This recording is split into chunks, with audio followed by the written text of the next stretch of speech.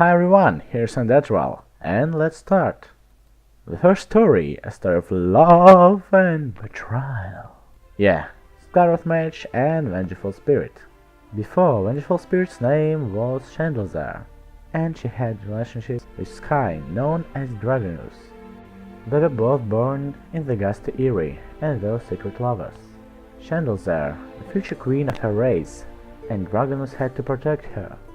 He had loved her warmly and unshakably, but as his studies took hold, his mind turned to arcane learning and the mastery of Skyra's sorcery, and he had forgotten about his job. Chandelier's younger sister betrayed her and was trying to kill. As a result, Chandelier lost her wings. With her wings broken, she knew the Skyras would never accept her as a ruler. Unwilling to live as a flightless cripple, and desiring revenge far more than earthly power, the fallen princess drove a bargain with a goddess Kriok. She surrendered her broken body for an imperishable form of spirit energy, driven by vengeance. Now she hates Sky and everybody who betrayed her, and she will take her revenge. But Dragonus, he still loves her, and while he dreams of restoring his beloved queen to the Gusty Eyrie, he dreams even more desperately of restoring Chandelier herself to a fully healed physical form. Also, Sky is familiar with Invoker. Invoker, do not pretend you have forgotten me, huh? I think you will remember me now, huh? And Rubik, which he's always happy to see. Ah, Rubik, always a pleasure. My heart is heavy, Rubik. It is a relief to see yours so light. And possibly studied with them in the same school of magic. And some facts. Dragonus likely made the scroll talent for Chandelier.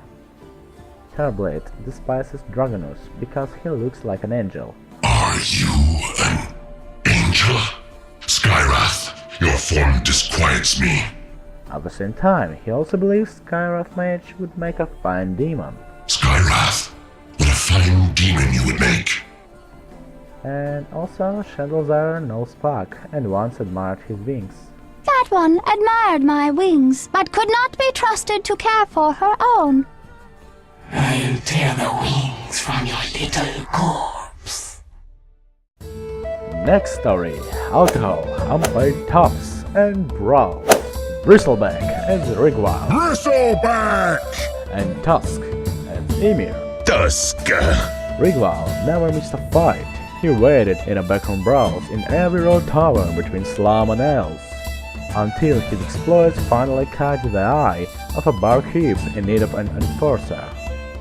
But once, in the tavern fell Emir, also known as Tusk. Everyone was drunk and hot, and finding out who is the best, the brawl has begun. What followed was a fight for the ages. A dozen fighters jumped in. No stool was left unbroken, and in the end, the impossible happened.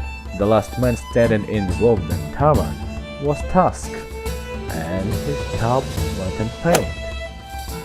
Barkeep proposed a wager to the fighter. Seek out the biggest battle he could find, survive and win it for whichever side he chooses. The stakes, the next round of drinks, of course. At the same time, Bristleback decided to do something he had never done before. He actually trained, vowed to track down this northerner and extract redemption. Also, Rigwile knows magics known as Brewmaster. Well, are you surprised? I'm not. And the last story, Karach, the Beastmaster and Lycan known as Banehallow. In Dota they don't know each other as well, but they had the same enemy. They both are natives of the Kingdom Slum, and both had a sad childhood because of one evil king. Banehallow was noble born to the house of Embry, the greatest of the landed casters in the old Kingdom of Slum. When the king's wants grew strange, and his court grew crowded with sorceries and charlatans, The House of Embry was the first to rise against the avarice of the throne. No longer willing to pay homage and fealty, they instead sent 6,000 swords into the capital, where they were wiped out in the massacre of apostates. Enraged by the betrayal, the king exterminated the vast Embry bloodline, sparing only the lord of the house and his youngest son, Baincalo.